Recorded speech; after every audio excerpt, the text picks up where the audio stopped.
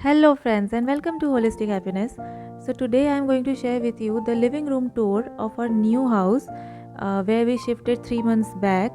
And it took a while for me to make this video because we were so busy in doing the interiors and all. So, here I will also be sharing my experiences of getting the interiors done of the house. So, after buying the home, the interior take most of our efforts and money, and so it should be planned beforehand, which we also did, and we designed our house by ourselves, and the interior decorators helped us executing our imaginations. So let's start the video. So this is the overall look of the living room. तो ये जो flat है, it is a 3 BHK flat with carpet area of 1071 square feet, and the theme of the house is beige, brown, white, actually neutral and pastel colors. I think they look very evergreen. So, and the living area measurements are 25 and half feet by 14 feet. तो यहाँ पे जो ये interior decorators है हमने 2 interior decorators से करवाया है। एक तो एक ब्रांडेड इंटीरियर डेकोरेटर है और एक लोकल इंटीरियर डेकोरेटर है। तो दोनों को ही हमने अपना जो हमको रिक्वायरमेंट था वो बताया था, और उसके बाद उन लोगों ने उसको पूरे अच्छे से एग्जीक्यूट भी किया है। तो ये जो है हमारा एंट्री वे है इनसाइड से, और ये जो डोर है ये बिल्डर ने ही प्रोवाइड किया हुआ है, और इसमें हमने कुछ भी एक्स्ट्रा नहीं करवाया बिकॉज़ इसमें इन्होंने लैमिनेट्स जो है मैट फिनिश लैमिनेट दिए हुए थे, और उसमें कुछ और कराने की ज़रूरत हमको लगी नहीं, तो हमने सिर्फ इसमें हैंडल इंस्टॉल करवाया, अदरवाइज़ और कुछ नहीं करवाया। और ये जो फॉल सीलिंग है ये हमारा एंट्री वे का फॉल सीलिंग है, इसको कैप्सूल फॉल सीलिंग बोलते हैं। और इस फॉल सीलिंग में हमने कोब लाइट्स लगवाए हैं, वार्म कलर के, और 3 LED भी लगाए हैं जो कि न्यूट्रल कलर के हैं फॉर बेटर लाइटिंग। एक्चुअली सारे अगर आप वार्म लाइट लगाएंगे तो थोड़ा रीडिंग पर्पस वगैरह में थोड़ी प्रॉब्लम हो सकती है। और ये जो स्टोरेज आपको दिख रहा है ये हमारा शू रैक है, उसमें 3 ड्रॉर्स भी हैं, और ऊपर हमने थोड़ी सी लाइटिंग लगाई है थोड़ा सा उसको ब्यूटीफाई करने के लिए। और ये जो डोर है ये मैं आपको दिखा रही हूँ कि इस डोर में इन लोगों का एक प्लाईवुड डोर था, लेकिन हमने इसके ऊपर लैमिनेट लगवाया है ताकि इसको लुक बेटर मिले और लॉन्जिविटी भी इंक्रीज़ हो जाती है। और ये हैंडल भी हमने ही इंस्टॉल कराया है। तो हमारे घर में जितने भी इंटीरियर के डोर्स हैं वो सारे हमने लैमिनेट करवाए हैं इस तरह। इसके बाद ये जो है ये हमारा टीवी यूनिट है। एक्चुअली जो ये टीवी यूनिट है और क्रॉकरी यूनिट है और किचन है, किचन का जो मॉड्यूलर सेटअप है, ये तीनों हमने ब्रांडेड इंटीरियर डेकोरेटर से करवाया था। तो ये जो हमारा टीवी यूनिट है इसके साथ हमने ये शोकेस बनवाया है ताकि अलग से हमको शोकेस ना बनवाना पड़े, जो कि अलग से फिर स्पेस भी ले लेता है। और ऊपर जो वो ओपेक पोर्शन है वहाँ पे MCB था, इसलिए उसको हमने ओपेक करवा दिया है। तो ये जो लेंथ है टीवी यूनिट का हमारा अराउंड 10 फीट है। तो ये वॉल पूरा ऑलमोस्ट कवर हो गया है टीवी यूनिट से। और यहाँ पे 4 ड्रॉर्स भी इन्होंने दिए हैं, 2 नीशेस दिए हैं, उसको अपने अकॉर्डिंग अपने ज़रूरत के हिसाब से लोग अपना यूज़ कर सकते हैं। तो ये टीवी यूनिट का लुक बाहर दूर से ऐसा आ रहा है।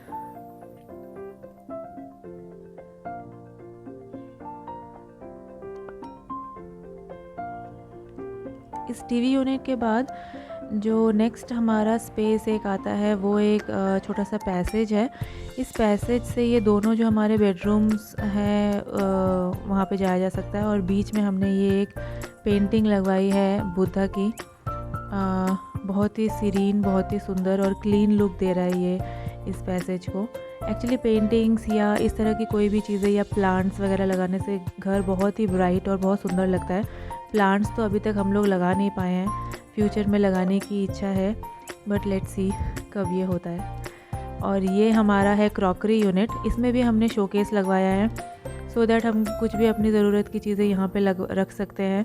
मेनली मैंने तो यहाँ पे अपने यूटेंसिल्स को रखा है, क्रॉकरीज़ को रखा है, और नीचे वाला जो पोर्शन है वहाँ पे जो ओकेजनली यूज्ड यूटेंसिल्स होते हैं उनको मैंने वहाँ रखा है। और इसमें भी हमने ड्रॉर ज़रूर दिया है।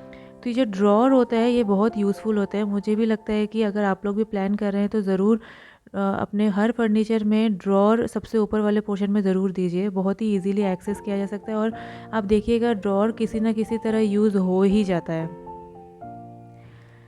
तो इस तरह इसका ये लुक आ रहा है हमारे क्रॉकरी यूनिट का। और ये जो मिरर आपको दिख रहा है ये मैंने लिया था अमेज़न से। और यहाँ पे ये जो शेल्फ़ है इसको मैंने थोड़ा ऑर्गेनाइज़ करने की कोशिश की है ऑर्गेनाइज़र्स की हेल्प से। तो ये काफ़ी इजी हो जाता है यहाँ से सामान को एक्सेस करना, क्योंकि एक्स्ट्रा चीज़ें तो हमेशा ज़्यादा लगती नहीं है, जब गेस्ट वगैरह आते हैं तभी ये यूज़ होते हैं, अदरवाइज़। और इनका लुक इस तरह देखने में भी अच्छा लगता है। इसके बाद ये जो एरिया है ये हमारा बैल्कनी का स्लाइडिंग डोर है, जहाँ पे हमने कर्टन्स लगवाए हैं। और ये कर्टन्स हमने चैनल्स में लगवाए हैं, वो पहले जो होते थे रॉड्स उनको नहीं लगाया, क्योंकि चैनल्स बहुत ही इजीली यूज़ कर सकते हैं, कर्टन्स को इधर से उधर करना इजी हो जाता है। तो ये हमारा बैल्कनी इस तरह दिखता है। ये दिवाली के टाइम में ली गई फ़ोटोज़ हैं। बैल्कनी की जो विड्थ है वो 4.5 फीट है, और हमारा यहाँ पे एक ही बैल्कनी है, तो इसलिए washing machine, basin, cloth drawing area सब कुछ हमारा ये एक ही है। तो इसके बैल्कनी के साथ फिर हमारा ये डाइनिंग एरिया आ गया है। एक्चुअली इस लिविंग एरिया को डाइनिंग कम लिविंग भी बोल सकते हैं, सिटिंग प्लस डाइनिंग। तो ये जो डाइनिंग टेबल है ये एक 6 सीटर डाइनिंग टेबल है, टीक वुड डाइनिंग टेबल है।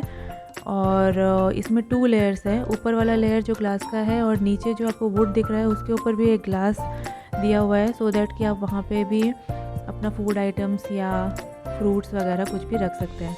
तो ओवरऑल इसका लुक भी काफ़ी सुंदर है, तो इसको लिविंग एरिया में रखा जा सकता है। इस तरह का ही डाइनिंग टेबल हमने चूज़ किया था, ताकि इजीली लोग बैठ भी सकते हैं यहाँ पे चाहिए तो, और पढ़ाई भी कर सकते हैं चाहिए तो, और ऑफ कोर्स डिनर, खाना वाना सब कुछ कर सकते हैं। तो ये डाइनिंग टेबल का मेजरमेंट हमारा है 7 फीट बाई 4 फीट। और इस डाइनिंग टेबल के पीछे हमने ये एक पेंटिंग ली थी मिंत्रा से, और ऊपर एक पिक्चर लाइट भी ली है, वो हमने लिया था वॉल मंत्रा से।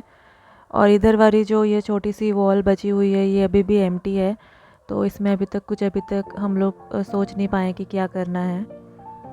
और इसके बाद थोड़ा और आगे जाने के बाद यहाँ पे ये हमारा वाईफाई कनेक्शन रखा हुआ है, लेकिन इसको रखने के लिए एक कंसोल टेबल चाहिए, जो कि अभी तक हम लोग फाइंड नहीं कर पाए हैं। तो ये जो चीज़ है ये एक्चुअली बेड साइड टेबल है, जिसको अभी हम यहाँ पे रख के काम चला रहे हैं। और इसके बाद ये वाला हमारा सोफ़ा एरिया आ जाता है, सिटिंग एरिया। तो ये जो सोफ़ा हमारा है इसका मेजरमेंट है 9.5 फीट बाई 6 फीट। तो इसको हमने कस्टमाइज़ करके बनवाया था, लोकल यहाँ पे है सोफ़ा का एक शॉप था वहाँ से। तो ये एक 7 सीटर सोफ़ा है, और इसके साथ हमने 2 पूफ्स भी लिए हैं, सो दैट एक कंप्लीट लुक आ जाता है। और पीछे यहाँ पे जो ये पेंटिंग ली है ये हमने लिए हैं होम सेंटर से। ये थोड़े कॉस्टली ज़्यादा पड़ते हैं, लेकिन ओवरऑल व्यू काफ़ी अच्छा इनका आ रहा है। अभी तो वैसे 3 मंथ्स ही हुए हैं, लेकिन अब देखना पड़ेगा कि क्या इनका मेंटेनेंस करना पड़ेगा। और ये सोफ़ा के सामने ये जो सेंटर टेबल है ये भी हमने टीक वुड का ही लिया है, लेकिन इसका ड्रॉबैक है कि यही है कि ये काफ़ी हैवी है, तो इसको इधर से उधर मूव करना थोड़ा मुश्किल है। लेकिन इसके ऊपर ये जो फ्लावर वास है ये बहुत ही अफोर्डेबल है, मैंने मीशो से लिया है, और बहुत ही ब्यूटीफुल भी है। इसके ऊपर आप फ्लावर्स भी रख सकते हैं, मैंने तो ये ग्रीन प्लांट एक इसमें रखा है। और ये साइड में आपको ये 2 पूफ दिख रहे हैं, ये हमने सोफ़ा के साथ ही बनवाए थे। इससे जो है थोड़ी सीटिंग एरिया इंक्रीज़ भी हो जाती है, और इनको मूव कर सकते हैं तो कहीं भी ले जाके इनको बैठ भी सकते हैं। तो इसके बाद हम वापस आ गए हैं अपने मेन डोर की तरफ। और ये शू रैक के ऊपर जो पेंटिंग आप देख रहे हैं ये भी हमने मिंत्रा से ही ली थी। तो अभी फ़िलहाल हम लोगों ने सिर्फ पेंटिंग्स एंड ऑल ही ज़्यादा लिए हुए हैं, और ज़्यादा डेकोरेशन अभी तक हो नहीं पाई है, प्लांट्स एंड ऑल वगैरह। तो वो धीरे धीरे जब होगा तो मैं अपडेट करती रहूँगी। आपको अगर अच्छा लगे मेरा video then don't forget to share.